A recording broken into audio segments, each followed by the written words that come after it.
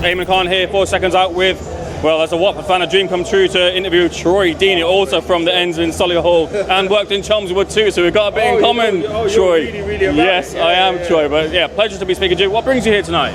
Obviously boxing, a big boxing fan. Noel Fraser a little bit, just from doing the circuit when he used to work a lot of AJ fights, and then anytime I could get an opportunity. So, you know, Ben and the team always look after me, so appreciate coming down. Got here a little bit late because I was working on TalkSport, but managed to watch Ben Whittaker on the TV, and then I missed about the first 6 rounds of Baku, but it was sounds like it was a close fight.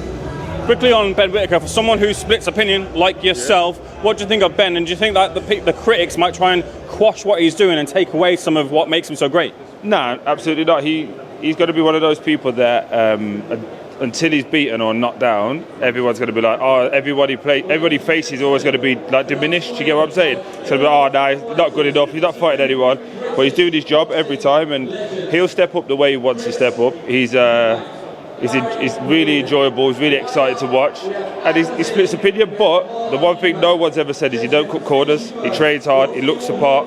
And he takes care of business, so until proven otherwise, you have to give him the respect that he deserves. And he's from the Midlands as well, so Ben's always going to be my guy.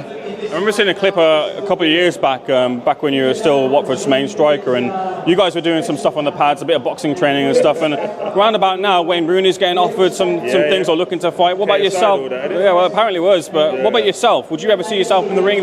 You were bantering with Jermaine Defoe saying you're little and large, but what about you? Do you know what? If it was for a good cause, obviously you'd do it. Good cause meaning charity or something like that. But I'm a peaceful guy now. I try to stay out of the mix. But I enjoy boxing. I love all forms of mixed martial arts, but boxing is my favourite. And no, I don't see any need to really seriously asking the question to go and fight anyone. I just want to chill and have a good time. But every time I stand in front of Coogan, he always tries to get me in a fight with somebody, so I stay out of the way. I'll stick to you guys now. Sounds good to me. Well, there's been a resurgence at the top of the heavyweight division in the form of Anthony Joshua knocking out hellaciously Francis Ngannou. Look, a lot of people expected it to happen, but with that comeback, go for it. Afterwards they did. No one expected it because everyone was saying that Josh was done. Everyone was questioning whether he had the will and the desire to do it, and he does, and he always has done. The beauty of being close enough to Josh to be able to call him and speak to him every now and again is that you know what he's about and you know where he's been. But after the fight, he was in a no-win situation. No matter what he did, he's gonna be exactly where he was. Is either people said, "Oh, I know he's weak and I know he can't do it," or he was expected to knock somebody out.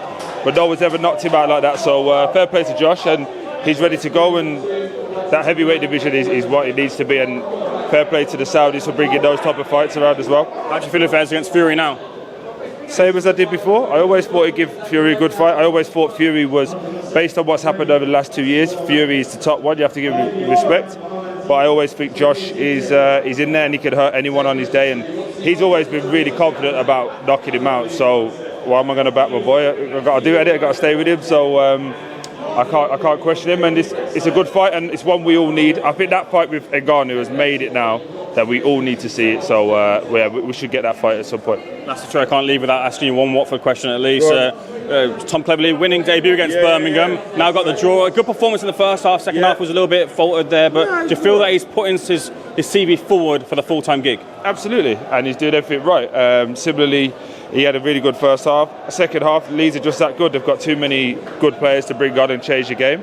And Watford don't have that level of depth as we once had when I was there. But Clev's made him organised, got him fit. 4 points out of 2 games. You have to give him his credit.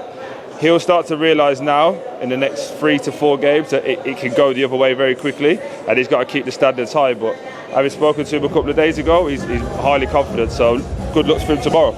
Coaching offer coming your way like I did before? Yeah, of course. We'll be back. But we just got to be ready. Got to be ready for the next step. So Troy, pleasure's all mine. Thank you. Thanks for